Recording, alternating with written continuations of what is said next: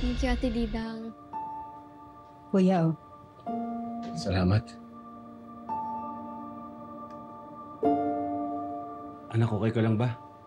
I'm still trying to make sense of what happened, Dad. Pasensya ka na. Pati ikaw, nadamay ka sa problema ko. Dad, problem ko rin naman po to eh. Mga kapatid ko po sila. Naiintindihan ko po sila, Dad. Pero sad lang po ko for you.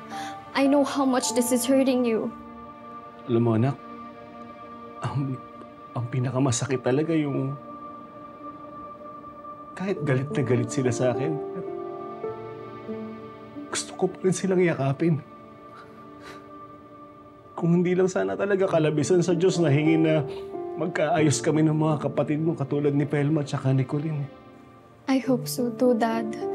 kuya, malay nyo naman. Kinausap na sila ni Ate Felma